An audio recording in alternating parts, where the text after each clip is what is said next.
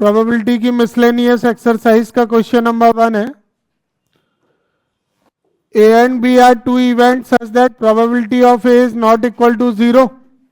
Then find the probability of B when event A has already occurred. Means find the value of PB upon A. और इसके लिए to conditions हमको दी जा रही हैं. First condition में इनका कहना है कि A is the subset of B और सेकंड कंडीशन है A intersection B equal to 5. तो इस क्वेश्चन को सॉल्व करने के लिए पहले हम लोग गिवन कंडीशन को देख लेते हैं. ये जो गिवन कंडीशन है उसमें फर्स्ट पार्ट में इनका कहना है A is a subset of B. If A subset of B then condition क्या होती है? A intersection B equal to A होता है क्या? नहीं बताया था. A intersection B equal A होता है ना. A B का सबसेट होता है. तो फिर से बताऊं क्या? जैसे B की वैल्यू कुछ हमने ले ली 1 2 3 और अगर हम A को B में से बनाते हैं कोई भी वैल्यू लेकर और इन दोनों का कॉमन लेते हैं इंटरसेक्शन B तो कॉमन एलिमेंट 1 2 हो जाएंगे और ये वैल्यू किसकी है? A की. तो ये कंडीशन ऐसे चेक कर सकते हो कभी भूल जाओ तो. अब जो फाइंड करना है ना उसका फॉर्मूला अप्लाई कर लो. पी बी अपॉन है. तो P B upon A formula क्या होगा? P A intersection B upon P A. अब पी ए इंटरसेक्शन बी की वैल्यू यहां से क्या हो जाएगी? ए. तो पी ए से ये पी ए कैंसिल हो गया तो इसकी वैल्यू क्या आ गई? 1. आ गया समझ में? अब इसके सेकंड पार्ट को देखा. सेकंड पार्ट में क्या लिखा है? सेकंड पार्ट में लिखा है A intersection B equal to 5. तो ए इंटरसेक्शन बी इक्वल 5 में भी फॉर्मूला अप्लाई करें पी बी अपॉन ए. तो पी बी अपॉन ए का फॉर्मूला क्या होता है? P A intersection B upon P A. Empty set की प्रोबेबिलिटी क्या होती है? 0. जिस सेट में कोई एलिमेंट नहीं है उसकी प्रोबेबिलिटी क्या होगी? 0 अपॉन पी ए. और पी ए तो 0 है नहीं तो 0 में किसी भी नॉन जीरो वैल्यू से डिवाइड करें तो आएगा क्या? 0. ठीक है. ए इंटरसेक्शन बी इक्वल ए होता है अगर सबसेट होगा तो पी बी अपॉन ए से सॉल्व किया तो 1 आ गया. ए इंटरसेक्शन बी अगर 5 है. इंटरसेक्शन बी 5 पता है कब होता है? जब वो म्यूचुअली एक्सक्लूसिव होती है. तो इसकी जगह वो ऐसे भी लिख सकते हैं कि if event A and B are mutually exclusive then find the value of P B upon A. ऐसे भी आ सकता है. ठीक है. समझ में आ गया?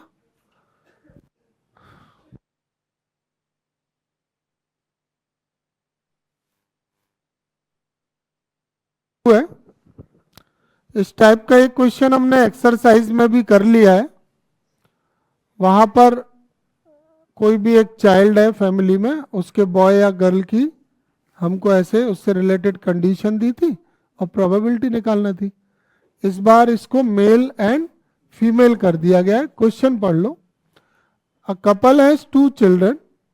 Find the probability that both children are males if it is known that at least one of the children is male. और सेकंड में find the probability that both children are females if it is known that elder child is a female. तो सबसे पहले क्या करना है? जो 2 children है उसके लिए सैंपल स्पेस क्या क्या हो जाएंगे? कौन कौन से रिजल्ट्स हो सकते हैं if a couple has 2 children? If a couple has 2 children,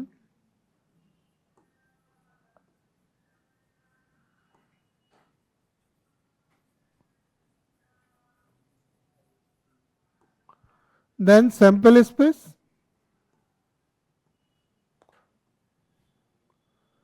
क्या बनाएंगे? मेल फीमेल के हिसाब से बना लेंगे. तो एस में आ जाएगा both male, male female female male both female. ठीक है, ये कितने इवेंट है यहाँ पे? 4। रिजल्ट कितने हैं ये? 4। अब फर्स्ट वाला जो हम लोगों को सॉल्व करना है उसमें 2 इवेंट आ रही है। एक तो इवेंट है both children are male, if it is known that at least one of the children is male. तो इसकी प्रोबेबिलिटी के लिए ये इवेंट ले लेंगे ए और बी। तो इवेंट ए क्या हो जाएगी? Both children are mail.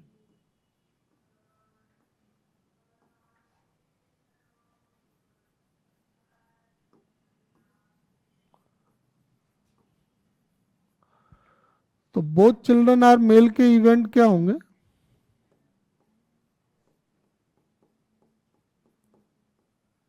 N equal to 1। दूसरा इवेंट क्या है यहाँ पे? At least one of the children is male, ये इवेंट बी हो जाएगा।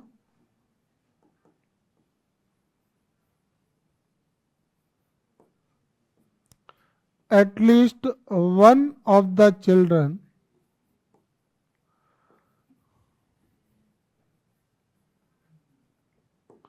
is male। तो इसके फेवरेबल केस कौन कौन से?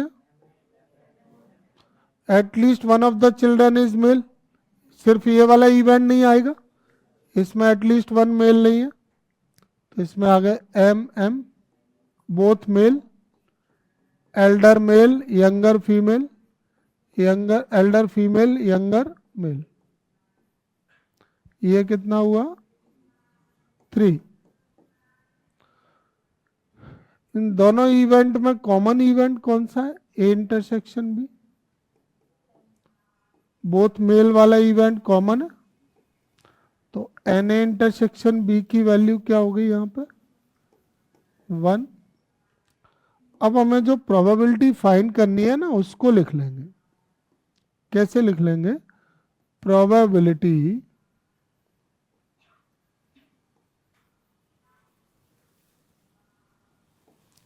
that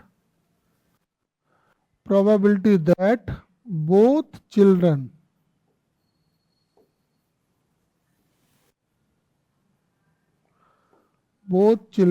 are female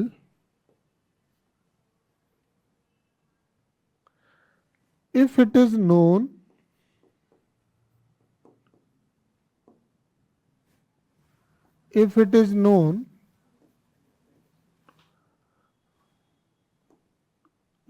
known that elder child is a female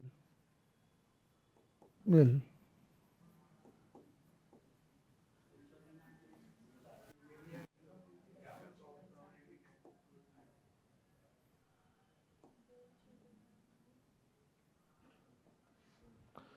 if it is known that at least one of the children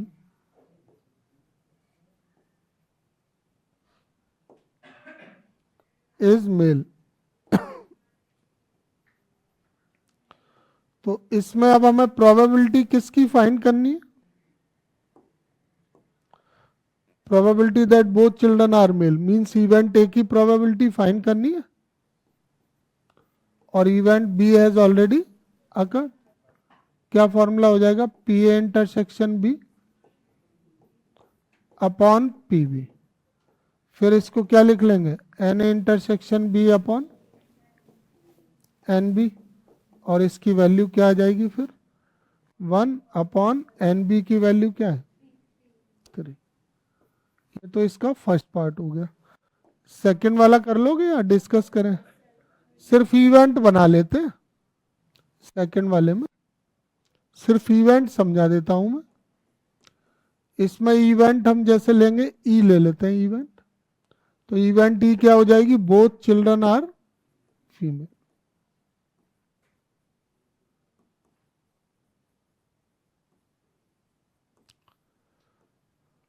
तो both children are females के favourable case कौन कौन से? एफ। तो ये एन ई की वैल्यू क्या आ गई? 1। और if it is known that Elder child, ये एफ हो जाएगा, इवेंट एफ।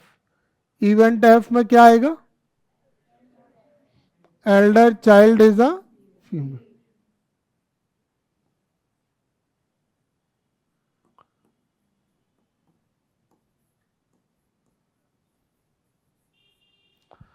तो एल्डर चाइल्ड फीमेल है, इसका कौन सा फेवरेबल केस है?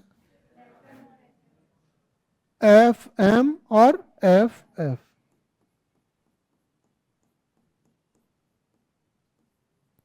तो एन एफ की वैल्यू क्या आ गई? 2। इसमें ई इंटरसेक्शन एफ कौन सा इवेंट है इन दोनों में कॉमन? तो एन ई इंटरसेक्शन एफ की वैल्यू क्या होगी? 1। अब यहाँ पे इफ प्रोबेबिलिटी से लिख दोगे इसकी लैंग्वेज? प्रोबेबिलिटी लिख के पूरा लैंग्वेज लिखना। और इसमें फाइंड किसकी करनी है? ई की। Event F has already occurred. Formula लगा के इसको सॉल्व। तो ये सॉल्व होके क्या आएगा? N E intersection F upon, तो एन ई इंटरसेक्शन एफ 1 हो जाएगा और एन एफ की वैल्यू 2। एक का आंसर 1/3, एक का आंसर 1/2। आगे दोनों सॉल्व समझ में? ठीक है। Question number 2।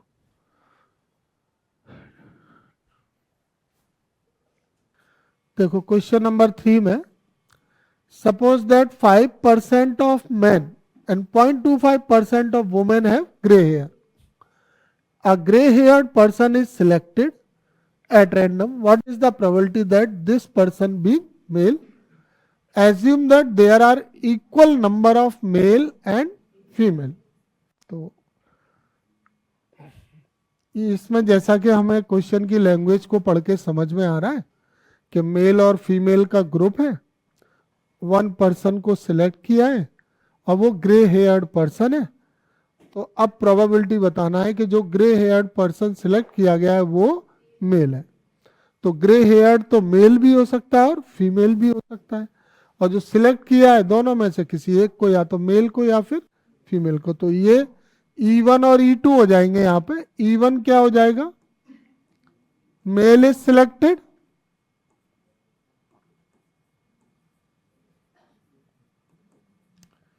E2 क्या हो जाएगा? Female is selected.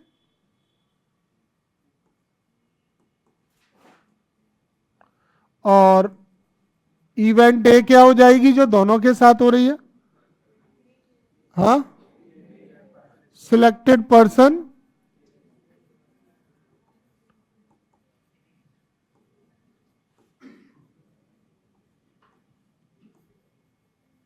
Has grey hair, है ना? जो सिलेक्टेड पर्सन है वो चाहे मेल हो या फीमेल, वो कैसा है? Grey hair. तो अब ये बताओ प्रोबेबिलिटी ऑफ E1 क्या होगी? 2 ऑप्शन है ना, मेल फीमेल दोनों के इक्वल नंबर है। तो मेल की प्रोबेबिलिटी 1/2 और फीमेल की भी प्रोबेबिलिटी 1/2। अब ये बताओ ए की प्रोबेबिलिटी क्या होगी with E1? Grey hair person है और वो मेल है, तो मेल ग्रे हेयर्ड है, ऐसे कितने परसेंट है? 5% है, तो 5/100। और अगर इवेंट ए को E2 के साथ करना है तो प्रोबेबिलिटी क्या है? ग्रे हेयर्ड पर्सन है और वो फीमेल है,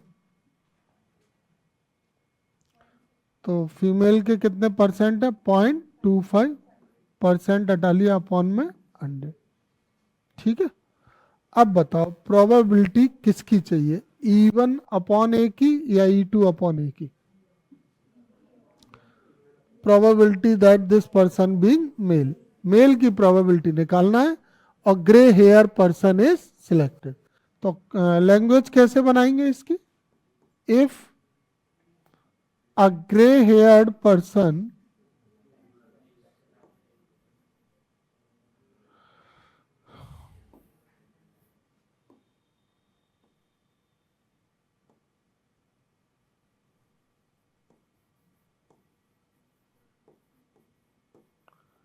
is selected, then probability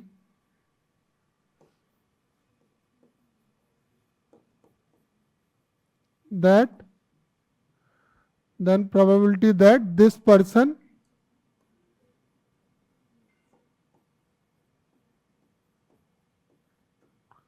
being male, तो मेल की probability means probability of E one, अब पर्सन ऑलरेडी ग्रे हेयर्ड है तो event A has already occurred. Formula P E one A upon E one, upon में P E one into P A upon E one plus P E two into P A upon E two. Value रख के calculate कर लेंगे इसको। Next question number 4। Suppose that 90% of people are right-handed. What is the probability that at most 6 of a random sample space of 10 people are right-handed? देखो इस question में 10 person को लिया जा रहा है और उसमें से 6 एटमोस्ट 6 पर्सन कैसे होना चाहिए? Right handed. तो जब क्या होता है ना, कोई सैंपल लिया कि या कोई एक्सपेरिमेंट ज़्यादा रिपीट हुआ है, मान लीजिए वो n टाइम्स रिपीट हुआ है और उसमें कोई इवेंट के r टाइम्स की प्रोबेबिलिटी निकालना है, तो वहां तो बर्नौलीज फॉर्मूला अप्लाई होता है। और बर्नौलीज फॉर्मूला बाइनोमियल डिस्ट्रीब्यूशन में लगता है, वो रिड्यूस हो गया है वैसे सिलेबस से, पर एक ये क्वेश्चन बाई चांस शायद धोखे से एनसीईआरटी में रह गया या क्या हुआ, वो बात की बात है। हम लोग उस फॉर्मूले को पढ़ लेते हैं और उससे ये क्वेश्चन सॉल्व कर लेते हैं, अगर आता है तो कैसे करना है।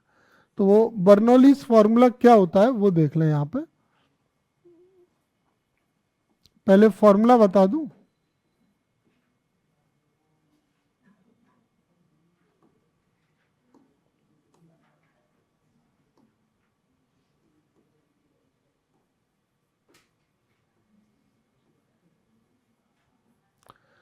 क्या फॉर्मूला है देखें।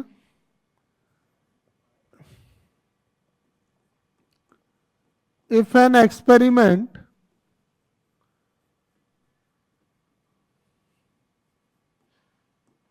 is repeated n times,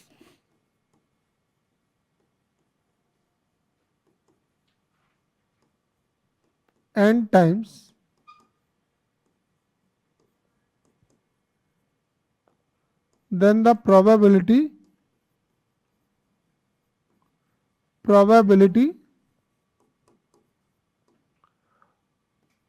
of R success, R time event के होने की जो प्रोबेबिलिटी है सक्सेस की, can be find by this formula. और वो फॉर्मूला क्या है? x यहां पर रैंडम वेरिएबल को रिप्रेजेंट कर रहा है और वो वेरिएबल नंबर ऑफ सक्सेस को दिखा रहा है जो r है, और इसका फॉर्मूला होता है NCR, q की पावर n माइनस आर और p की पावर r, ये फॉर्मूला होता है।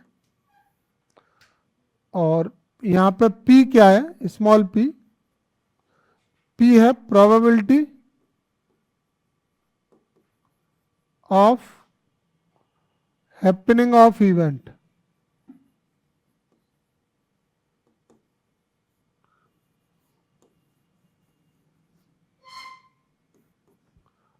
और Q है probability of not happening of event. ठीक है, रिपीट n टाइम रिपीट हो रहा है, पर ये 1 टाइम की है ना। ईच रिपीटेशन में प्रोबेबिलिटी, इवेंट के हैपनिंग की प्रोबेबिलिटी p है और नॉट हैपनिंग की q है। तो यहाँ पे q की जो वैल्यू है ना वो 1 माइनस पी करके आ जाएगी। नॉट हैपनिंग की प्रोबेबिलिटी निकालना है तो 1 में से प्रोबेबिलिटी ऑफ हैपनिंग सब्ट्रैक्ट कर दो। अब इस क्वेश्चन को इससे रिलेट कैसे करें? जैसे 90% पीपल राइट हैंडेड है तो उनके राइट हैंडेड की प्रोबेबिलिटी हो गई 90/100। राइट हैंडेड नहीं होने की क्यू आ जाएगा 1 माइनस पी करके। अब टोटल कितने पर्सन है यहाँ पे जो लिए गए हैं? 10। 10 में से कितने राइट हैंडेड होना चाहिए? एट मोस्ट 6, ज्यादा से ज्यादा 6। तो ज्यादा से ज्यादा 6 के राइट हैंडेड का मतलब है 6 भी हो सकते हैं, 5 भी हो सकते हैं, 4 भी हो सकते हैं, 3 भी हो सकते हैं, ऐसे हो सकते हैं। तो अब इस क्वेश्चन को जब हम सॉल्व करेंगे तो अब पर्सन तो 10 लिए ना, पर राइट हैंडेड, हर एक के राइट हैंडेड की प्रोबेबिलिटी है। तो यहां पर ये जो probability of happening of event है वो ईच रिपीटेशन में है, in each repetition.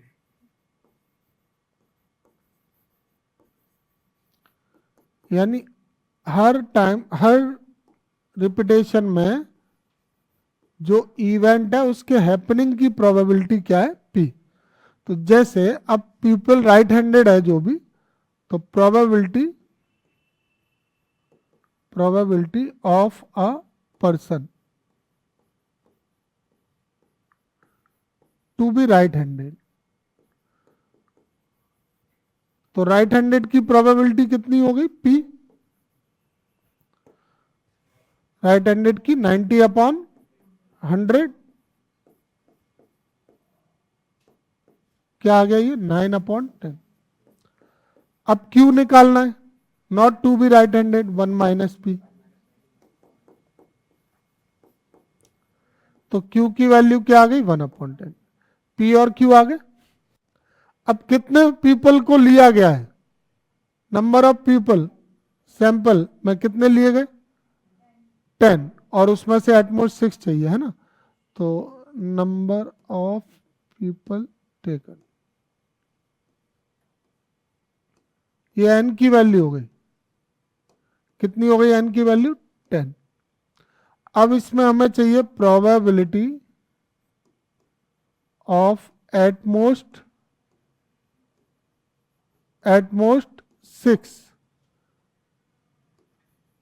People to be right handed.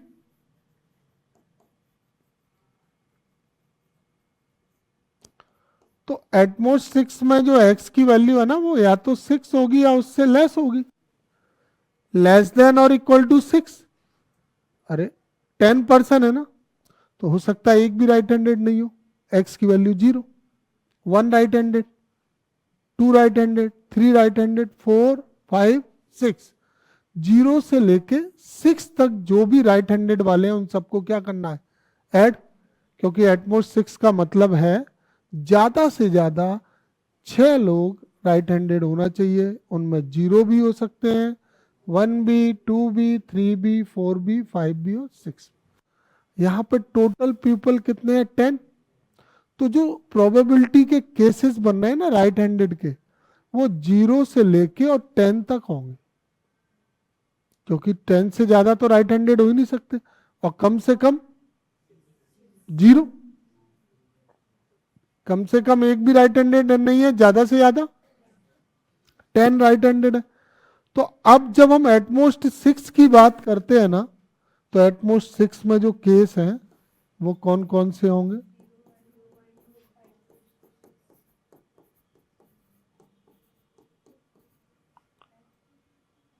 तो एटमोस्ट 6 में ये वाले केस आ रहे हैं ना, ये ज्यादा है, और ये टोटल केस है, तो इन सब की प्रोबेबिलिटी का सम 1 होगा। तो अगर हमें 6 के केस निकालना है तो हम 1 में से ये वाले केस माइनस कर दें तो भी आ जाएगा। इन सब का सम 1 है, तो 1 में से इसके कोई भी इवेंट लो। जैसे हमने ये इतने इवेंट ले लिए, अगर इनकी प्रोबेबिलिटी चाहिए तो 1 में से जो बाकी इवेंट है उनकी प्रोबेबिलिटी माइनस कर दो। तो मैं फिर यहां पे क्या करने वाला हूं, 1 minus probability x greater than equal to 7, क्यों 7 से लेकर 10 तक है ना, तो x की value greater than equal to 7। ठीक है, तो ग्रेटर देन इक्वल टू 7 में यहां पे क्या आ जाएगा, अब इसमें फॉर्मूला लगा लेना, 7 to 10 होगा ना यहाँ पे, x इंटीजर में ही होता है यहाँ पे, ध्यान रखना x 7 से ग्रेटर और 10 से, ठीक है। अब इसका ये जो बर्नौली फॉर्मूला है ना वो लिखो और सिग्मा में लिखो इसको, सिग्मा यहाँ पे r की वैल्यू क्या होगी, 1 से लेके n तक होती है, तो 1 से n नहीं होगी, यहाँ पे होगी 7 से 10, और NCR Q की power n minus R P की पावर R। 7 से 10 तक के ही तो पर्सन चाहिए राइट हैंडेड, तो R हो गया 7 से 10, n की वैल्यू कितनी है 10 CR, Q की वैल्यू कितनी है 1/10, ये पॉइंट में दे रहे हैं तो इसको 0.9 लिख सकते हैं, इसको 0.1 लिख सकते हैं, तो यहाँ पे ये हो जाएगा 0.1 की पावर 10 माइनस R और 0.9 की पावर R, यही इसका आंसर है। R के टर्म्स में, R की वैल्यू कहाँ से कहाँ तक है 7 से लेकर 10 तक, और कैलकुलेशन करते हैं तो बहुत लेंदी हो जाएगी, क्यों इस पर कितनी पावर लगी है 10 माइनस R, तो R 7 भी रखोगे 8 भी रखोगे 9 भी, और तो इसलिए इसको यहीं तक रहने देंगे। ठीक है, ये बर्नौलीज फॉर्मूला होता है बाइनोमियल डिस्ट्रीब्यूशन का, जो कि रिड्यूस हो चुका है, उसका ये क्वेश्चन।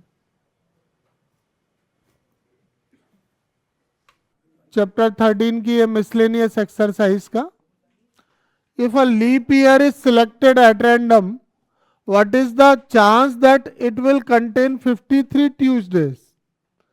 तो कोई भी जो लीप ईयर अगर हम सिलेक्ट करते हैं उसमें 53 ट्यूसडे की प्रोबेबिलिटी हमको बतानी है, मतलब ट्यूसडे जो है वो 53 टाइम्स वहां उसमें आना चाहिए। तो लीप ईयर में अगर ट्यूसडे 53 टाइम्स की प्रोबेबिलिटी निकालना है तो इसको हम ऐसे समझ सकते हैं कि लीप ईयर में नंबर ऑफ डे तो 366 होते हैं, अगर 366 को 7 से डिवाइड करें तो 52 वीक निकल कर आएंगे और 2 एक्स्ट्रा डे और निकल के आएंगे, तो 52 वीक प्लस 2 डेज, टोटल कितने हो गए 366। तो 52 वीक में ट्यूसडे हो या संडे हो या मंडे हो, वो 52 टाइम्स तो होंगे ही, हर वीक में कोई भी डे है 1 टाइम है, तो 52 वीक में 52 टाइम, बात ट्यूसडे की हो रही है, 52 ट्यूसडे हो गए। अब वो 2 रिमेनिंग डे जो बच्चे हैं ना लास्ट के, उनमें कौन सा दिन आता है वो ये डिसाइड करेगा कि कौन से 53 होंगे। तो अगर वो जो लास्ट 2 डेज हैं उनमें Tuesday Wednesday, sorry Monday Tuesday ये पेयर आए, या ट्यूसडे वेडनेसडे ये पेयर, तो इसके टाइप कितने हो गए,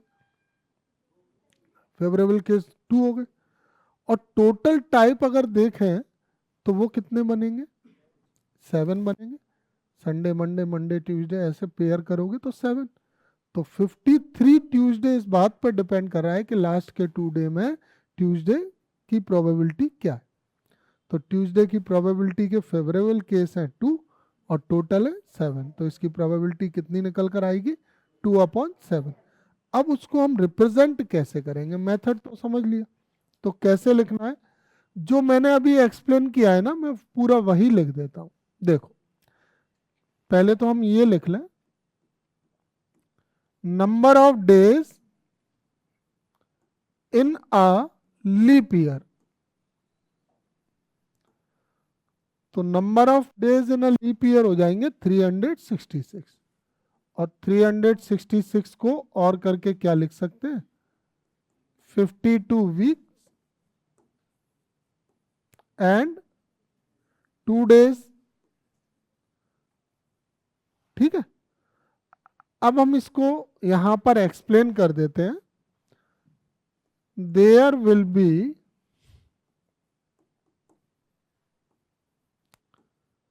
52 Tuesdays in 52 weeks।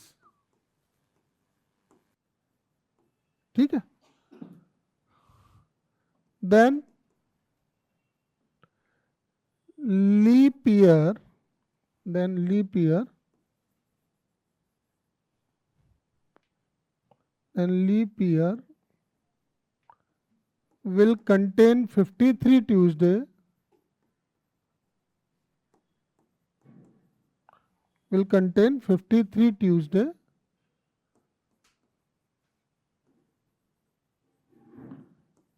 if one of the remaining 2 days, one of the remaining 2 days will be a Tuesday. Remaining 2 days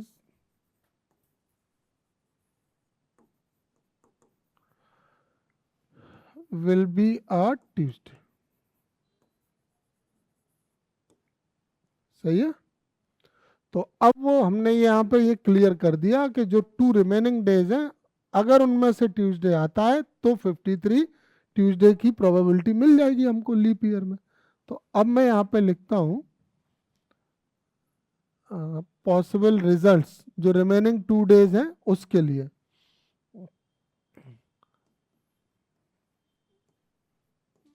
results for remaining 2 days, sample space भी कह सकते हैं इसको।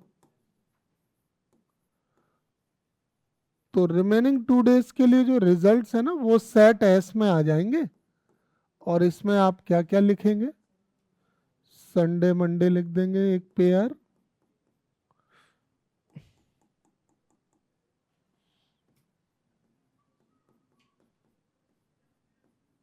एक पेयर संडे मंडे का, मंडे ट्यूसडे वेडनेसडे, एक यहाँ पे आएगा Wednesday Thursday,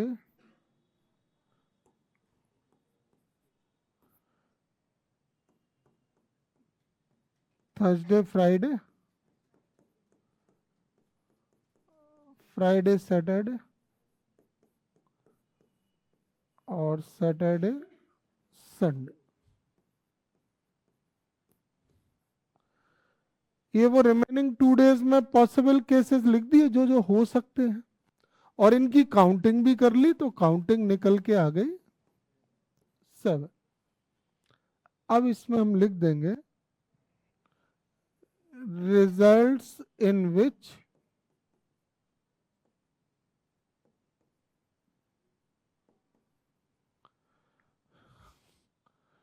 there is Tuesday,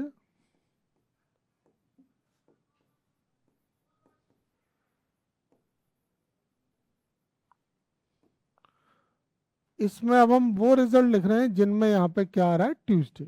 तो ट्यूसडे वाले रिजल्ट कौन कौन से हैं, इस सब में ट्यूसडे वाले रिजल्ट आपको नजर कितने आए, 2, Monday Tuesday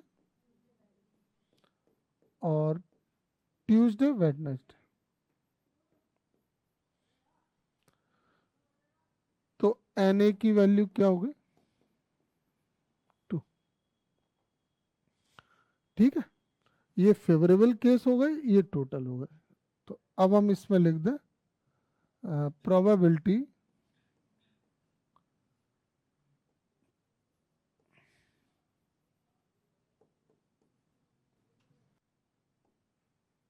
of a leap year, probability of a leap year having 53 Tuesdays। तो इसकी प्रोबेबिलिटी क्या हो जाएगी, N A upon N S. तो फेवरेबल केस हो जाएंगे 2 और टोटल हो जाएंगे 7। ठीक है, ये पूरा जो मैंने अभी एक्सप्लेन किया वो मैंने सॉल्व किया है, समझ में आ गया। अब इससे जरा दो क्वेश्चन और बनाते हैं। मान लो एग्जाम में क्वेश्चन आता है, यहाँ पे ट्यूसडे की जगह तो कोई भी डे होगा, आएगी तो यही। अब बात करते हैं कि if a leap year is selected at random, what is the chance that it will contain 52 Tuesday. 52 Tuesday की प्रोबेबिलिटी। तो 52 ट्यूसडे के लिए क्या होगा, अगर ये जो टू रिमेनिंग डेज हैं ये वाले, इनमें ट्यूसडे नहीं होना चाहिए, तो काउंटिंग में 52 होंगे। तो हम क्या लिखेंगे, there will be 52 Tuesday in 52 week. then leap year will contain 52 Tuesday if no day, if there is no day of remaining 2 day is Tuesday, there will be no Tuesday in remaining 2 days। जो 2 remaining days है उनमें Tuesday नहीं होना चाहिए। Cases यही बनेंगे 7, लेकिन यहां पे लिखेंगे results in which there is no Tuesday, वहां ट्यूसडे नहीं है। वो केस कितने, 5। तो इसका आंसर क्या होगा, 52 5/7। ठीक है। एक क्वेश्चन और इसमें बनता है कि if a non leap year is selected then what is the probability of containing 53 Tuesday Sunday या XYZ कोई भी नॉन लीप ईयर के लिए। तो नॉन लीप ईयर के लिए 365 रिमेनिंग डेज 1 डे, इस लैंग्वेज में 1 हो जाएगा। लेकिन यहाँ पे जो केस है पेयर में नहीं आएंगे, एक दिन बचा हुआ है, तो वो कैसे आएंगे, Sunday comma Monday comma Tuesday, counting में 7 ही होंगे। अब उन 7 केस में ट्यूसडे वाले केस कितने हैं, अब तो सिंगल सिंगल आए हैं ना, तो सिंगल सिंगल में ट्यूसडे एक टाइप से आएगा, तो इसकी प्रोबेबिलिटी क्या हो जाएगी, आगे समझ में। Question number 5। अब आते हैं अगले क्वेश्चन नंबर 6 पे। इस क्वेश्चन को पढ़ें, कुछ डिटेल्स हमको दी गई है, इसको जरा देख लेंगे एक बार। ये 4 बॉक्सेस हैं ABCD, और जिस कलर के मार्बल्स इन बॉक्सेस में रखे हुए हैं वो बताए जा रहे हैं हमको, रेड वाइट एंड ब्लैक। ये डिटेल ली है। यहाँ पे हम एक काम और करें, टोटल और कर लें इनका एक कॉलम हम अपनी तरफ से, जब कॉपी में नोट करेंगे ना तो ये टोटल और लिख लेंगे। तो ये टोटल इनका कितना आ रहा है, 10, इधर कितना आ रहा है 10, और इधर 10। ठीक है, ये total marble.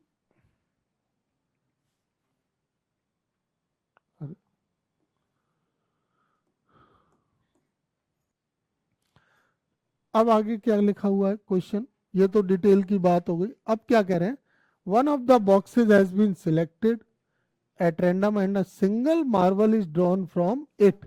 If the marble is red, what is the probability that it was drawn from box A, box B, box C? क्या हुआ, चारों बॉक्स में से एक बॉक्स को सिलेक्ट किया, उससे एक मार्बल निकाली, वो रेड कलर की निकल के आई। अब प्रोबेबिलिटी बतानी है कि ये बॉक्स ए से निकली थी, एक प्रोबेबिलिटी बॉक्स बी की और एक सी की। कौन सी थ्योरम का है, समझ आ गया, रिवर्स में गए ना पीछे, तो बेस थ्योरम। और बेस थ्योरम है तो यहाँ पे इवेंट बनेगी, तो इवेंट क्या क्या बनेंगी और ए क्या बनेगा यहाँ पे। तो ए तो वो बनेगा जो इवेंट हो गई है, दैट कि बॉल ड्रॉ करी है, मार्बल ड्रॉ किया है, वो क्या कलर है उसका, रेड। E1 E2 क्या रहेंगे यहाँ, E1 E2 रहेंगे कि कहाँ तक रहेंगे, ये E3 तक रहेंगे। 4 बॉक्स हैं, E4 तक जाएगा इसमें। ठीक है, तो E1 में क्या लिखें, प्रोबेबिलिटी नहीं, ये तो इवेंट होता है E1। हाँ, box A is selected,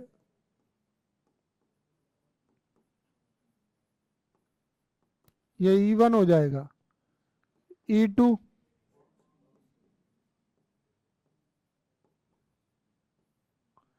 E3 में,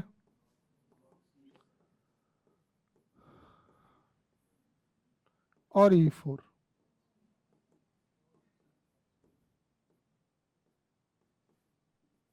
ठीक, अब इसमें इवेंट है, ए क्या है?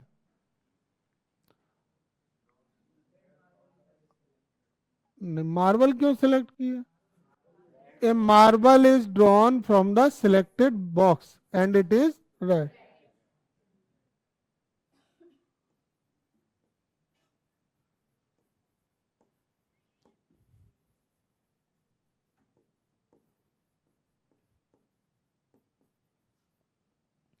ये रेड मार्बल कर दो सीधा.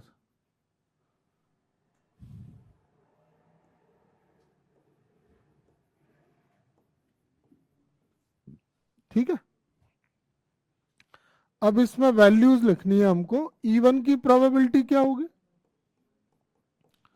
टोटल बॉक्स कितने? 4. सिलेक्ट कितने किए? 1. तो 4 में से 1 को सिलेक्ट करें. 1/4. अब ए with E1. A with E1 होने का मतलब क्या है? ए विथ E1 मतलब box is selected, red marble is drawn from the selected box. तो इसका मतलब है कि बॉक्स ए से रेड मार्बल को ड्रॉ किया गया. A means red marble, E1 means box से. तो रेड मार्बल फ्रॉम बॉक्स से क्या होगी प्रोबेबिलिटी? फेवरेबल केस टोटल क्या आ गई? 1/10.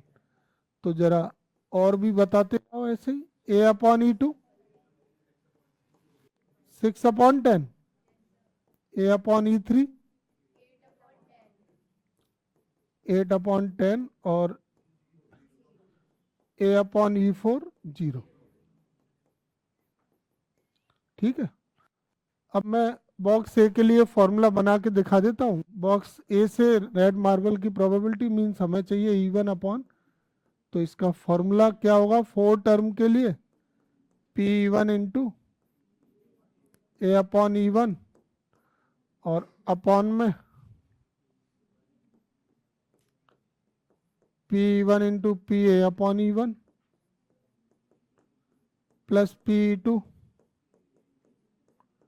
Into PA/E2 plus P3 into PA/E3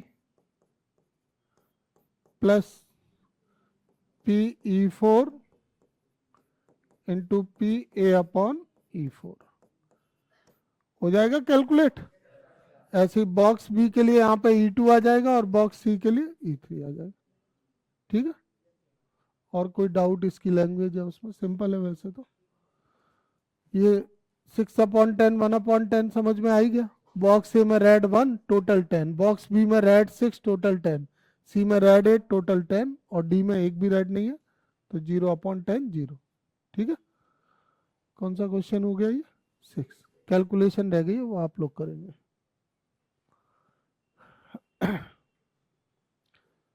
पढ़ लो क्वेश्चन नंबर 7. इसकी लैंग्वेज को थोड़ा ध्यान से समझना पड़ेगा. देखो क्या कहना है इनका. assume that the chances of a patient having a heart attack is 40%.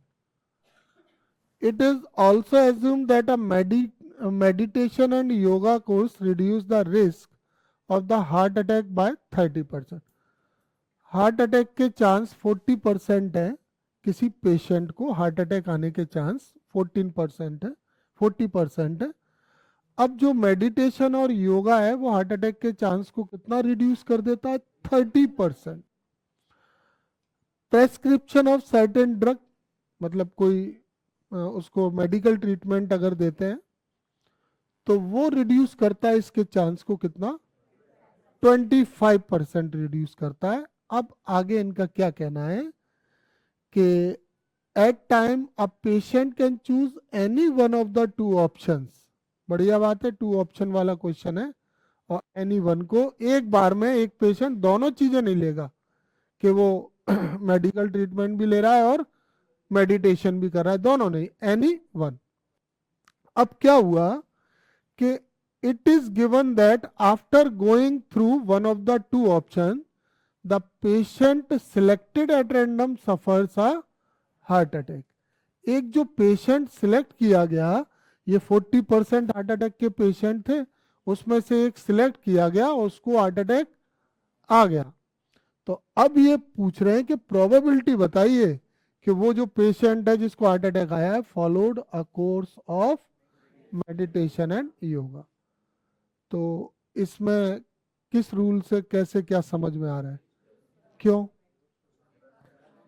क्योंकि पहले मेडिटेशन कर रहा होगा, मेडिटेशन योगा कर रहा होगा, या वो सर्टेन ड्रग ले रहा होगा, दोनों में से काम कर रहा होगा, उसके बाद भी उसको हार्ट अटैक आ गया। तो अब ये रिवर्स में जाके पूछते हैं कि प्रोबेबिलिटी बताओ कि वो मेडिटेशन और योगा कोर्स को कर रहा था।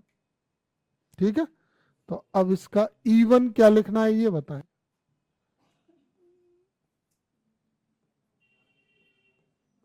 इवन में क्या आएगा?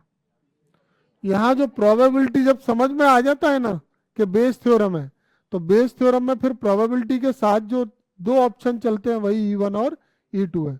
तो ई1 में आ जाएगा पेशेंट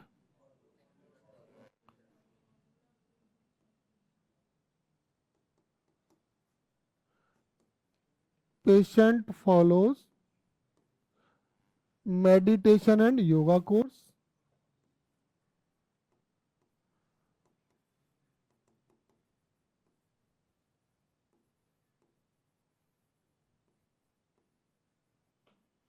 और ई2 में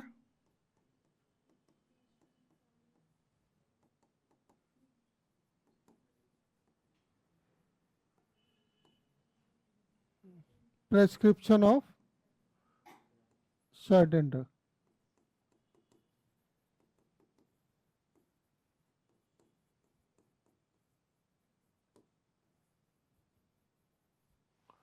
और इवेंट ए क्या होगा?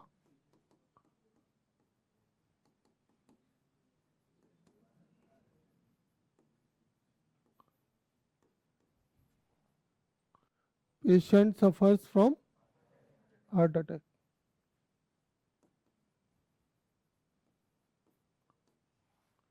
ठीक है, अब यहां पर ये चीजें तो क्लियर हो गई। अब प्रोबेबिलिटी, प्रोबेबिलिटी ऑफ इवन क्या होगी?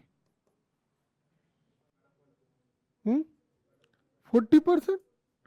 कहीं दूर दूर तक लेना नहीं है, हार्ट अटैक लिखा हुआ है आने वाले 40%, या मेडिटेशन योगा कोर्स, या ये लाइन देखो ना, यहां से देखो, at a time a patient can choose any one of the to option with, तो दोनों की इक्वल प्रोबेबिलिटी, टू ऑप्शन है तो 1/2 1/2 हो गया ना। ये ई1 और ई2 की प्रोबेबिलिटी आ गई। अब हमें इवेंट ए को ई1 के साथ लेना है। ए अपॉन ई1 का मतलब क्या है? Patient suffer from heart attack, patient followed meditation and yoga. Meditation yoga कर रहा था और उसको हार्ट अटैक आया, है ना। तो मेडिटेशन योगा वाला को हार्ट अटैक आता है, ऐसे कितने परसेंट है?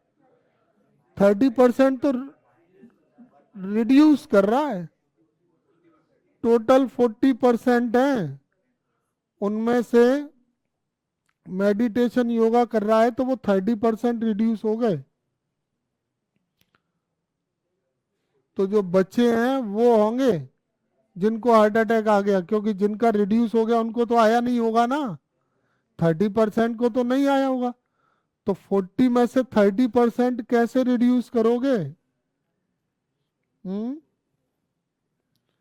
40 में से 30% रिड्यूस करके आएगा इसका, तो ये 40% आएगा माइनस 30% ऑफ 40%। ये वो है जिनको हार्ट अटैक नहीं आया, मेडिटेशन योगा कर रहे थे तो इनका रिड्यूस हो गया 30%, ये बच गए, इनको हार्ट अटैक नहीं आया। तो टोटल हार्ट अटैक आने वाले कितने हैं? 40% हार्ट अटैक आने वाले हैं। पेशेंट 100 है, 100 में से 40 ऐसा है जिसको हार्ट अटैक आ जाता है, तो वो 40 में से 30% कौन से चले गए? मेडिटेशन योगा वाले। तो जो बच्चे होंगे उन्हीं को तो हार्ट अटैक आया होगा। इसमें दोनों है ना, ये 40% में दोनों है, मेडिटेशन योगा वाले भी हैं और जो सर्टेन ड्रग ले रहे हैं वो भी है, दोनों है। तो ये रिड्यूस हो गया, तो रिड्यूस होके क्या आया, 40/100 माइनस 30/100 इंटू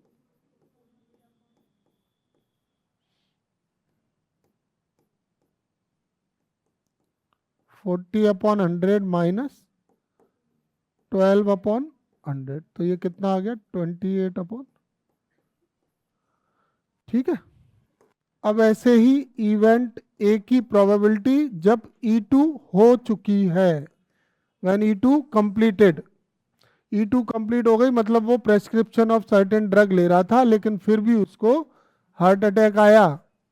तो सर्टेन ड्रग लेने के बाद भी हार्ट अटैक आता है, ऐसे कितने हैं हार्ट अटैक वाले, बचने वाले 25% हैं।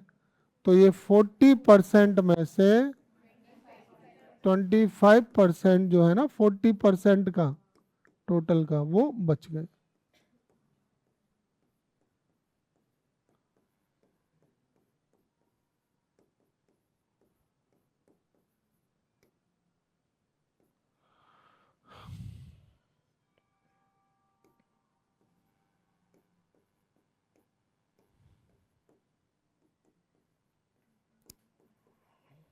-10 ये कितना आ गया 30/100 आ गई 4 वैल्यूज। डिनोमिनेटर सेम रखे हैं मैंने, इसलिए सिंपलेस्ट फॉर्म नहीं बनाई। तो ये चारों वैल्यू आ गई हैं। अब प्रोबेबिलिटी किसकी चाहिए, इवेंट ए तो हो गई, हार्ट अटैक आ गया था, हार्ट अटैक आ गया था। अब वो पूछ रहे थे कि वो मेडिटेशन और योगा कोर्स कर रहा है, वो किया था उसने, तो इसका मतलब है E1 की probability event A has already occurred. कर लोगे? लैंग्वेज कैसे बनाओगे इसकी, यहां से लिखोगे if the patient selected at random suffers a heart attack, find हटा दो, then the probability that the patient followed a course of meditation and yoga. ये पूरा तुम्हें यहां लिखना होगा। इसके बाद फॉर्मूला लगाओगे P/E1/A का। और ऐसे मैंने बहुत क्वेश्चन तुमको करा दिए, 13.3 में भी करें, तो ये तुम्हें करना है, ठीक है। और कोई डाउट हो तो बताना, क्लियर करेंगे उसको।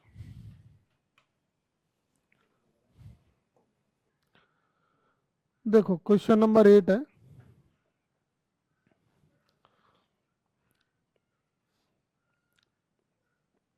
if each element of a second order determinant is either 0 or 1, एक सेकंड ऑर्डर डिटर्मिनेंट है जिसका एलिमेंट 0 हो सकता है या फिर 1।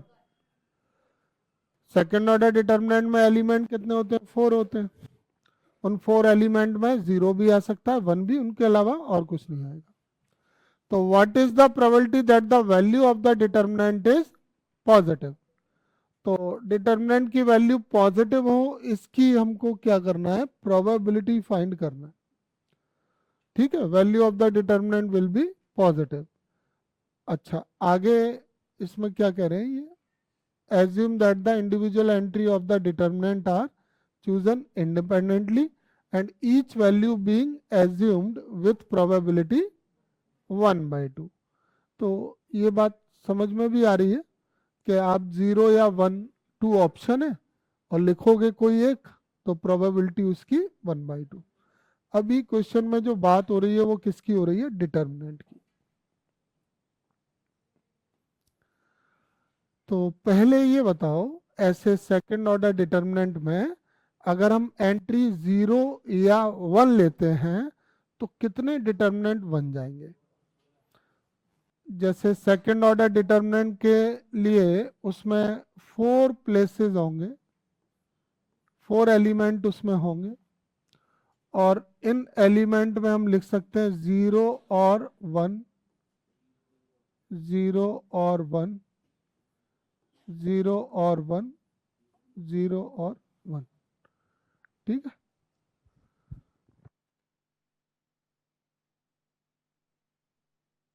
ठीक है, तो सेकंड ऑर्डर डिटर्मिनेंट में एलिमेंट 4 होते हैं और हर पोजीशन के लिए हमारे पास 2 ऑप्शन है, 0 या 1।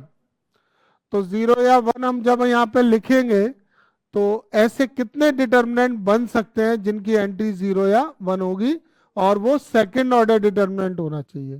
तो number of second order determinants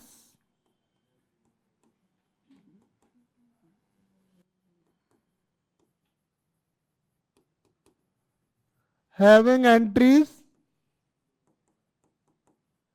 0 और 1, तो ऐसे नंबर ऑफ डिटर्मिनेंट एनएस हो जाएंगे 2 इंटू 2 इंटू 2 इंटू 2 मीन्स 60। ये बात सबको आ गई समझ में? 16 ऐसे डिटर्मिनेंट बन सकते हैं जिनमें एंट्री 0 या 1 ली जाएगी। उसका एक्सप्लेनेशन ये बता दिया तुमको।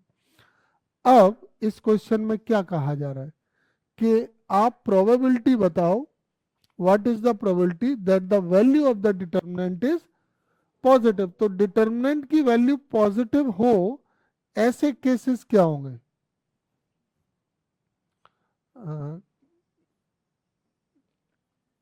Cases in which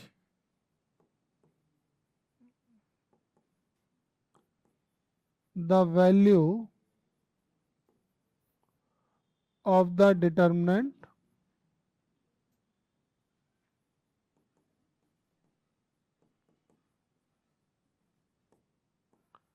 is positive। बता सकते हो? ये इवेंट ई से डिनोट कर लेते हैं इसको। कौन कौन से केस होंगे जिसमें डिटर्मिनेंट की वैल्यू पॉजिटिव होगी? 1 0 0 1, एक तो ये हो जाएगा, और एक हो जाएगा 1 0 और 1 1, ये 1 माइनस 0 आएगा, और एक हो जाएगा 1 1 0 1, इसमें भी 1 इंटू 1 1 माइनस 0 है ना। और हाँ, पॉजिटिव ही तो आ रही है इनमें। और कौन सा कह रहे हो बोलो? 1 0 1 0, ये तो 0 आएगा। 0 नाइदर पॉजिटिव नॉर नेगेटिव, तो यही तीन वैल्यू दिख रही है। तो इसके नंबर ऑफ इवेंट कितने हो गए यहाँ पे? 3। ये 3 इवेंट है जिनमें डिटर्मिनेंट की वैल्यू पॉजिटिव आएगी। तो अगर इसकी प्रोबेबिलिटी निकाली जाए, और प्रोबेबिलिटी में लैंग्वेज यही लिख देंगे, probability that the value of the determinant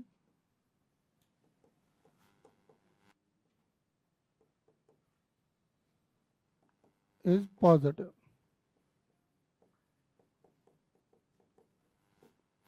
तो N E upon N S, तो इसका आंसर हो जाएगा 3/16। पॉजिटिव डिटर्मिनेंट हो जाएंगे 3, टोटल डिटर्मिनेंट हो जाएंगे 16, 3/16 इसके। आगे समझ में? ठीक।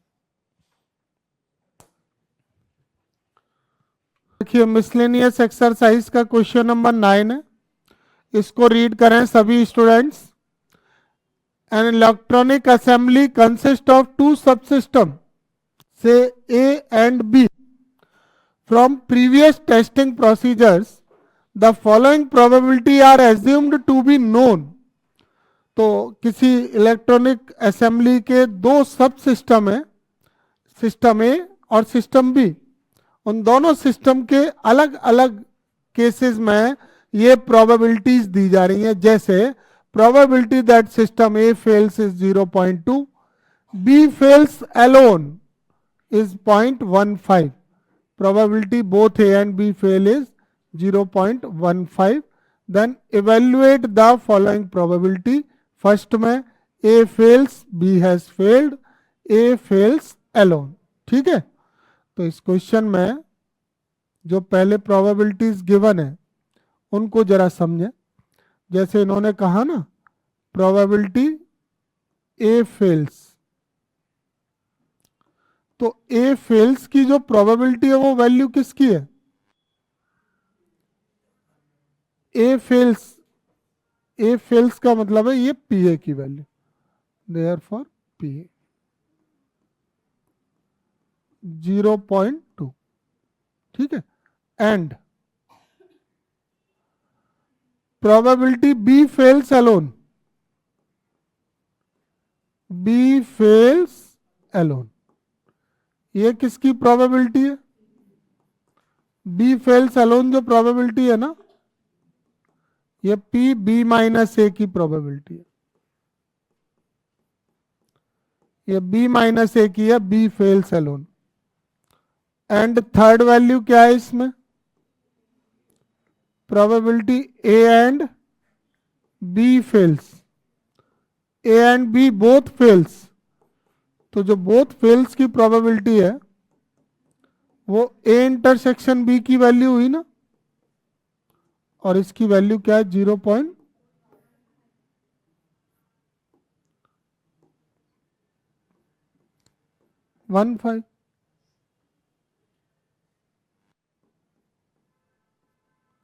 ठीक है।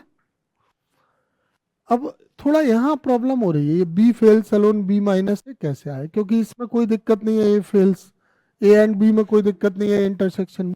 तो बी फेल्स अलोन का क्या है?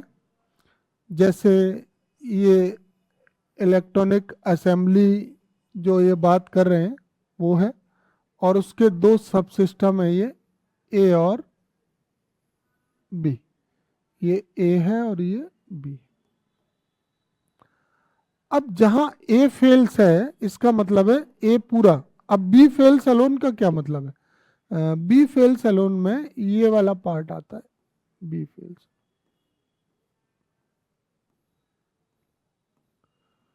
बी फेल्स अलोन का मीन्स है only B, not A, A वाला पार्ट उसमें इंक्लूडेड नहीं होगा। तो ये वाला जो पार्ट है ना वो आता कैसे? देखो ये पूरी वैल्यू किसकी है? बी की, इसमें से ए वाले पार्ट को माइनस कर दिया, तो इसको हम क्या बोलेंगे? बी माइनस ए। और बी माइनस ए का फॉर्मूला मैंने लिखाया था तुमको, बी माइनस ए का फॉर्मूला क्या होता है? बी में से जो ये पार्ट गया है, ये किसका पार्ट गया है? ए इंटरसेक्शन बी का। तो बी माइनस ए का फॉर्मूला होता है B minus A intersection B. ये ए और बी का कॉमन पार्ट अगर बी में से निकाल देंगे तो ये येलो वाला पार्ट बचेगा, तो ये येलो पार्ट बी माइनस ए है। तो बी माइनस ए का फॉर्मूला क्या होता है? B minus A intersection B. और अगर ए माइनस बी होता तो उसका फॉर्मूला होता ए माइनस ए इंटरसेक्शन। ए में से ये इंटरसेक्शन वाला पार्ट हटा दो तो ए माइनस बी, और बी में से इंटरसेक्शन वाला पार्ट हटा दो तो बी माइनस ए। ठीक है। अब इसमें क्या है? ए की प्रोबेबिलिटी दी गई है और ए इंटरसेक्शन बी की भी है। क्या नहीं था? बी, प्रोबेबिलिटी ऑफ बी नहीं है, तो वो बी की प्रोबेबिलिटी के लिए मैं ये फॉर्मूला लगा रहा हूं। तो now using the theorem, probability की ये थ्योरम है, कौन सी थ्योरम है ये? P B minus A equal to formula होता है P B minus P A intersection B. अब पी बी माइनस ए की वैल्यू कितनी है? 0.15। पी बी हमको फाइंड करना है, और पी ए इंटरसेक्शन बी की वैल्यू कितनी? 0.15। 0.15 प्लस 0.1, तो ये आ गया 0.30। तो ये बी की प्रोबेबिलिटी कितनी आ गई? 0.3। ठीक है, इसको हटा दें, ये तो तुम्हें समझाने के लिए किया था। अब इसमें जो प्रोबेबिलिटीज पूछी जा रही है ना वो हम लोग फाइंड करते हैं एक एक करके। तो पहले हमसे कौन सी प्रोबेबिलिटी पूछी जा रही है? A fails if B has failed. इसके लिए क्या फॉर्मूला होगा? probability A fails, B has failed। तो इसको किससे रिप्रेजेंट करेंगे बताइए? A fails की probability B failed means probability of A when event B has already occurred। और formula P A intersection B upon PV। अब ये वैल्यू निकाले बिना अगर ये फॉर्मूला अप्लाई करते तो PB की वैल्यू कहाँ से लाते? है ना, पहले हमने PB की प्रोबेबिलिटी निकाल ली। अब PA इंटरसेक्शन B कितना है? 0.15 और ये 0.30।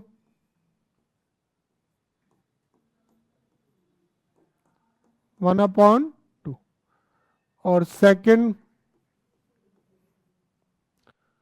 A फेल्स अलोन, तो A फेल्स अलोन को रिप्रेजेंट किससे करेंगे बोलिए? A minus B. और फॉर्मूला इसका क्या होगा? PA minus P A intersection B। PA की वैल्यू 0.2, PA इंटरसेक्शन B की वैल्यू 0.15 माइनस करके कितना आ गया? 0.5। ठीक है, आ गया समझ में? और ये A माइनस B माइनस से समझ में आया कि और इसको समझाऊं यहाँ पे फिर से?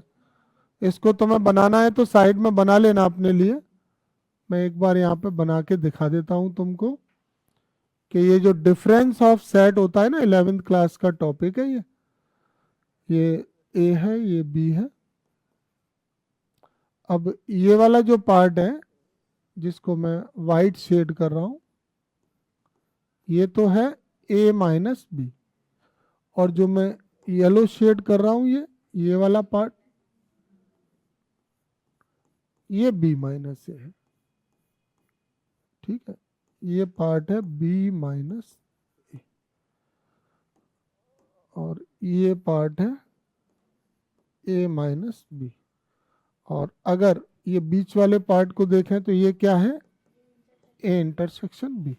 तो अब तुम यहां से ये फॉर्मूला समझ सकते हो कि A माइनस बी की value A minus A intersection B और B माइनस A की value B minus.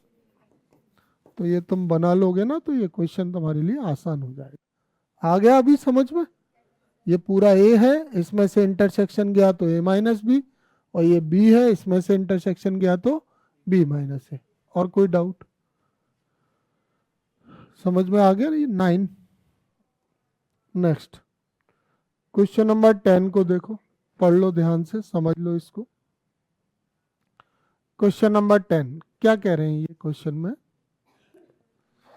Bag 1 and bag 2 contains red and black balls. One ball is transferred from bag 1 to bag 2.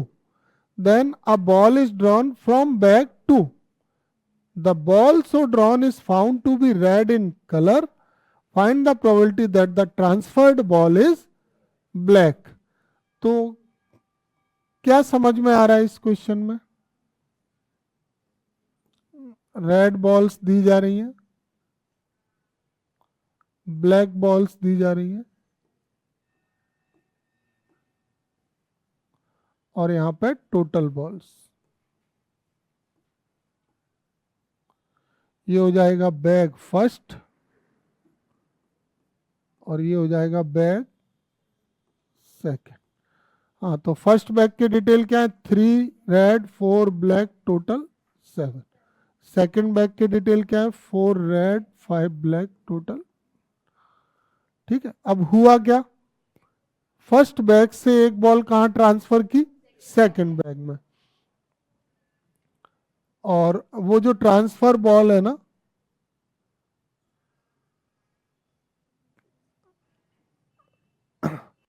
Probability बताना है कि वो transferred ball क्या है? Black है।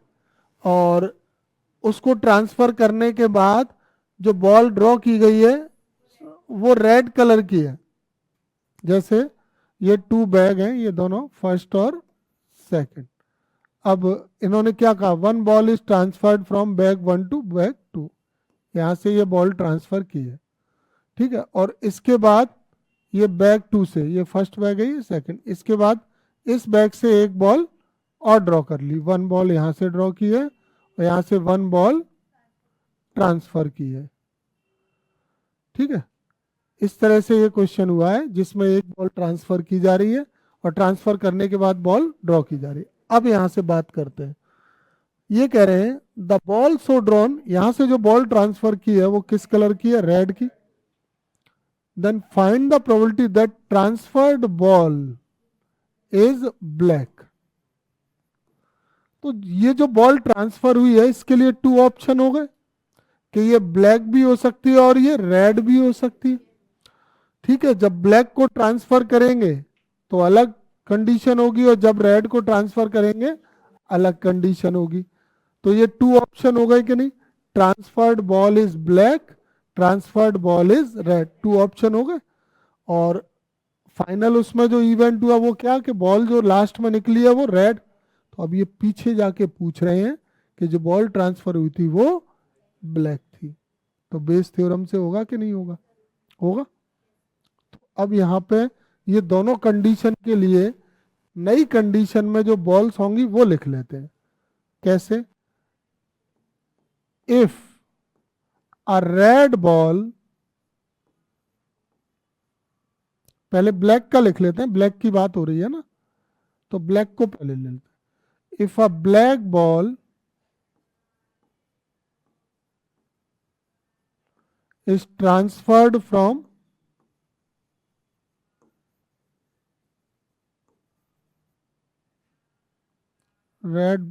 black ball is transferred from bag first to bag second, then अब इसमें details बताइए क्या होंगे जब यहां से ट्रांसफर हो गई बॉल फर्स्ट बैग से सेकंड बैग में। देन सेकंड बैग में, बैग सेकंड में जो बॉल्स हैं, बैग सेकंड में जो बॉल्स हैं, कौन सी, पहले रेड बॉल्स, वो कितनी हो गई, कितनी है, 4 की 4 रहेंगी। ब्लैक बॉल्स, ब्लैक बॉल्स कितनी हो गई, इधर से एक ट्रांसफर हो गई ना, कौन सी ट्रांसफर हुई है, ब्लैक, तो ब्लैक बॉल कितनी हो गई। और टोटल बॉल्स, टोटल बॉल्स हो गए 10।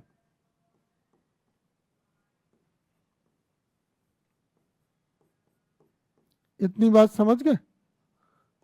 ये कब है, जब ये ब्लैक बॉल ट्रांसफर की है। अब हम दूसरे केस पे आते हैं, एक केस और है।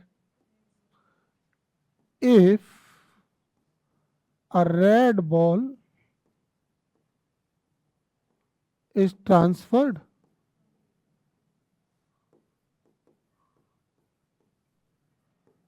From bag first to bag second, देन क्योंकि सेकेंड बैग में ट्रांसफर की है ना, इसीलिए सेकेंड बैग के ही डिटेल लिख रहे हैं।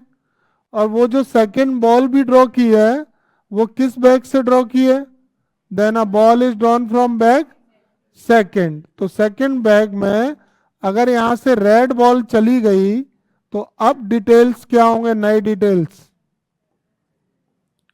रेड बॉल कितनी हो गई, 5, और ब्लैक,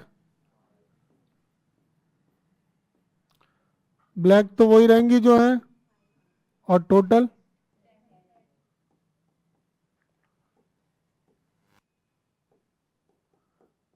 ठीक है। ये दोनों कंडीशन में हमने लिख लिया, दोनों कंडीशन में हमने लिख लिया। अब इवन क्या होगा यहां पे, इवन,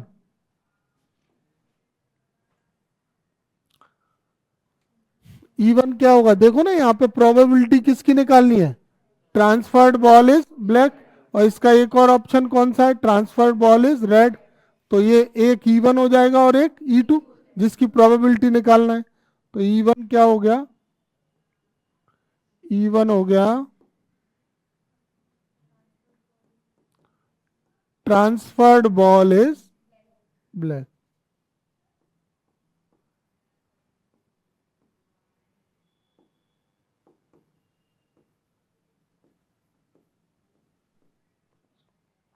ये E1 है। और E2 क्या है, ट्रांसफर्ड बॉल इज रेड।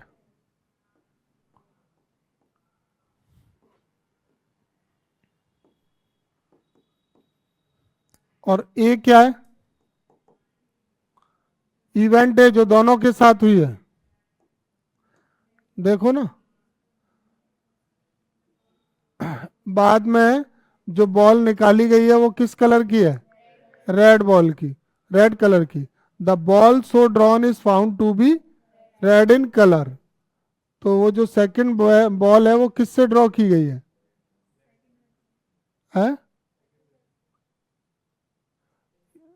कहाँ लिखा है सेकंड बैग से ड्रॉ की गई?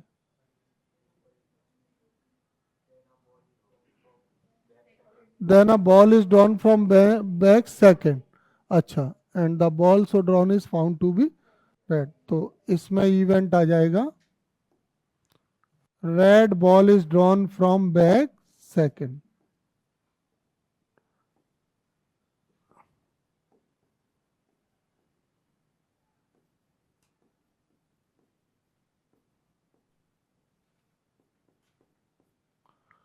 ये हो गया, ठीक है।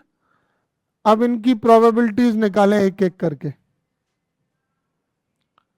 प्रोबेबिलिटी ऑफ E1 क्या होगी, फर्स्ट बैग से सेकंड बैग में ब्लैक बॉल ट्रांसफर करने की प्रोबेबिलिटी। यहां से ब्लैक बॉल ट्रांसफर करनी है, प्रोबेबिलिटी क्या होगी, ब्लैक बॉल के फेवरेबल केस कितने हैं, 4, और टोटल कितने हैं, 7। प्रोबेबिलिटी ऑफ E2 बताओ, यहां से रेड बॉल ट्रांसफर करने की, रेड बॉल की हो गई 3/7। अब इवेंट ए को विथ E1 करो, ए with E1। A with E1 का मतलब क्या हुआ कि ब्लैक बॉल ट्रांसफर करी है फिर रेड बॉल निकाली है। तो देखो, जब ब्लैक बॉल ट्रांसफर करते हैं तो ये है ना नई डिटेल, इससे कौन सी बॉल निकाली है, रेड। कौन से बैग से निकाली है, रेड सेकंड से।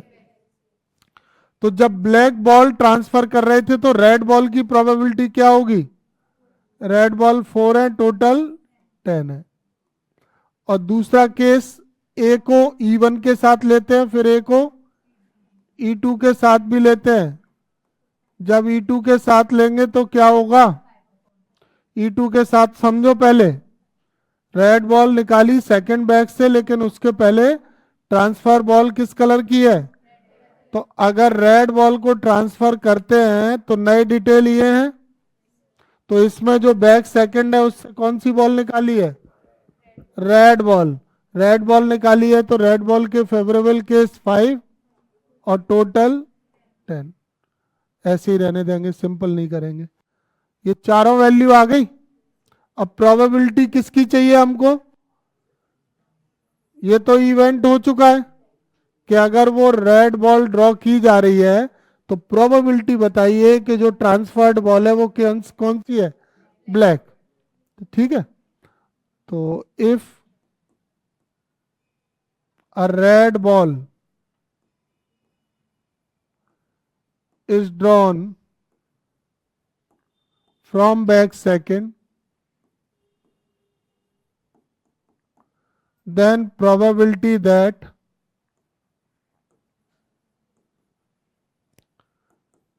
transferred ball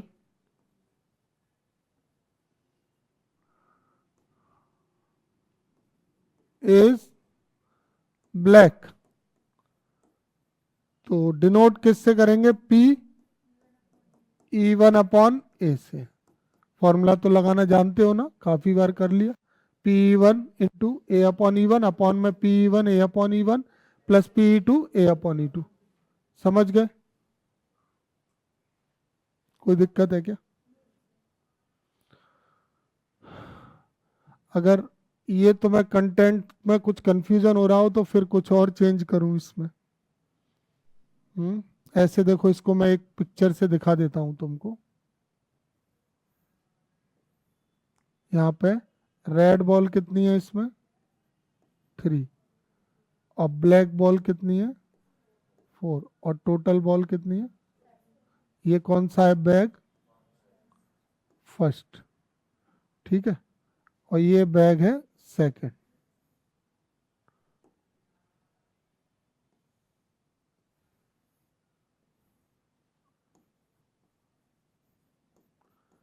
सेकंड में रेड कितनी है? 4।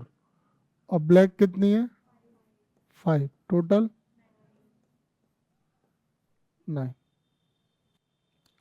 अब यहां से एक बॉल अगर इधर जाएगी इस बैग में, बैग 2 में, कौन सी? ब्लैक। और एक बॉल यहां से ब्लैक के अलावा दूसरा केस क्या है? रेड भी जा सकती है। तो जब ब्लैक बॉल गई तो ये बैग सेकंड में नई क्वांटिटी क्या आ गई?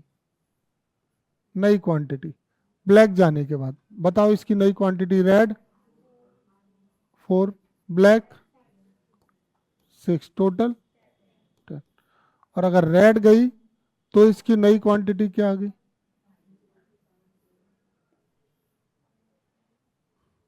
रेड कितनी है अब? ब्लैक और टोटल। समझ गए? तो ब्लैक बॉल ट्रांसफर करके बैक सेकंड नई पोजीशन में, ये बैक सेकंड ही है, ये भी बैक सेकंड है। और इसके बाद इससे कौन से कलर की बॉल ड्रॉ की है? रेड। तो ये जो लिखी है ना ये वैल्यू, ये तुम देख सकते हो कि यहाँ पे तो ये ट्रांसफर्ड बॉल है, ये वाली, ये ट्रांसफर्ड है, ये ट्रांसफर्ड।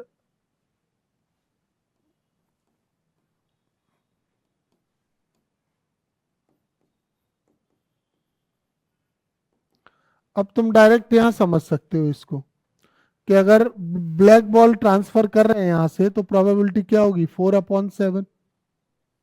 ये लिखा है 4/7। अगर रेड बॉल यहां से ट्रांसफर होगी तो प्रोबेबिलिटी क्या है? 3/7। वो लिखा है। अब इधर आ जाओ। A/E1। A/E1 मतलब ब्लैक ट्रांसफर करी और क्या निकाली? रेड। तो ब्लैक ट्रांसफर करने के बाद ये नई सिचुएशन, इससे रेड की निकालो। 4/10 वो लिखा है, देख लो। और इस कंडीशन में देखो, रेड ट्रांसफर करी और रेड निकाली, ये A/E2 ही तो है। A/E2 का मतलब क्या है? E2 transfer ball is red, A red ball is drawn from second.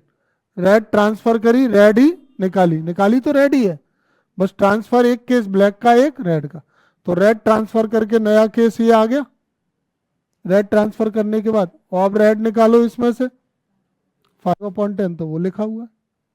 ये चारों वैल्यू को ये डायग्राम जस्टिफाई कर रहा है ना? तो तुम अगर ये वाली चीजें नहीं लिखना चाहते हो यहाँ पे इतना, तो वो तुम्हारी मर्जी है, इसकी जगह तुम ये बना सकते हो। ये चीज और ये सेम ही है ना? तो ये समझने के लिए उसका पिक्चर रिप्रेजेंटेशन है। और दोनों चीजें तुम्हें नोट करनी है तो ये आराम से बनाओ और नीचे पूरा सॉल्व करो और साइड में कहीं भी ये बना लो, जिससे तुम्हें सॉल्व करने में, समझने में घर पे दिक्कत नहीं आएगी, है ना?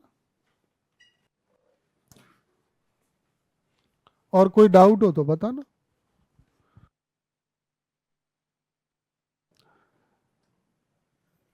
ऑब्जेक्टिव में 11, इसमें A and B two event है, probability of A not equal to 0 दिया हुआ है।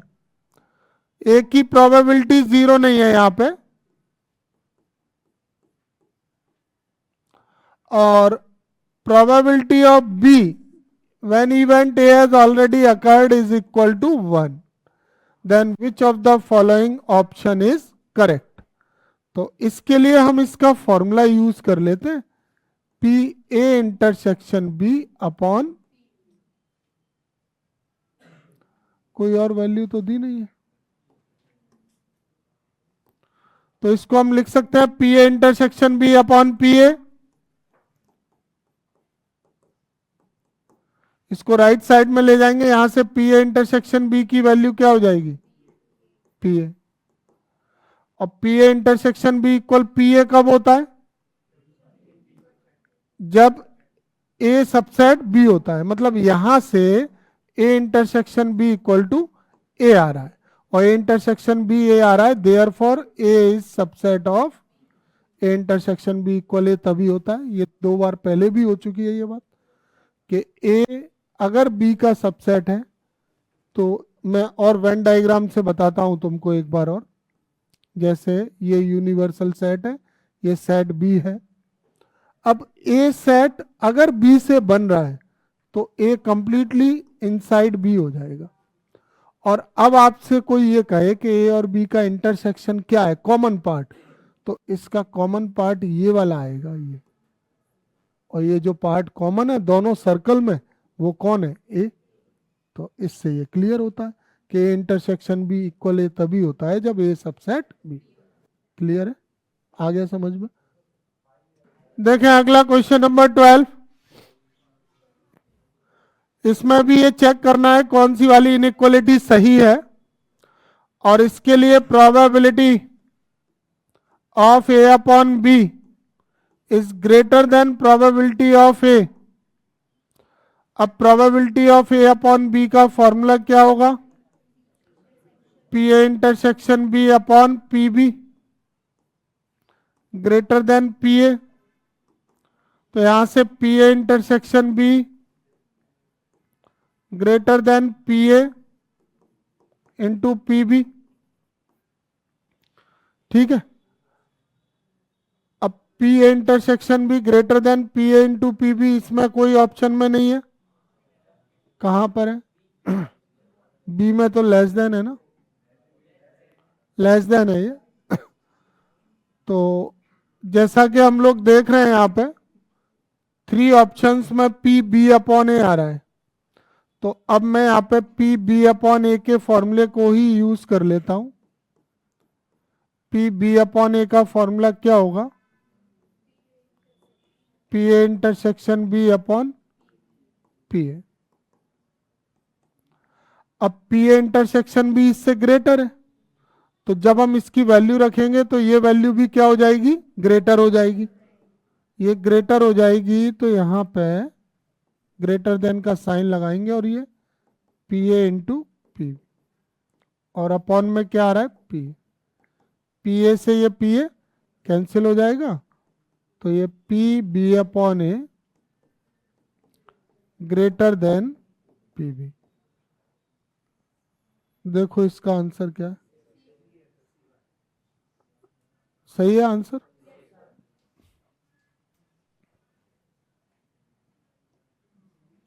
नेक्स्ट देखना ध्यान से, 13। देखो ये क्या लिखा है यहाँ पे, A and B are any 2 event, कोई भी इवेंट है ए और बी, और एक कंडीशन हमें दी जा रही है P A plus P B minus P A and B equal to P A. तो ये पी ए से ये पी ए कैंसिल हो जाएगा, और इसको एंड को हम पी ए इंटरसेक्शन बी लिख लेंगे, इक्वल टू में कैंसिल हुआ है तो 0। तो यहां से P B equal to P A intersection B, इसको इधर अपॉन में ले आए तो 1 equal to P A intersection B upon P B. और ये फॉर्मूला किसका होता है, पी ए अपॉन बी का। तो यहां से पी ए अपॉन बी की वैल्यू क्या आ गई, 1। इसका बी सही है। ठीक है, ये इसके ऑब्जेक्टिव हो गए। कोई इसमें डाउट है तो बता देना।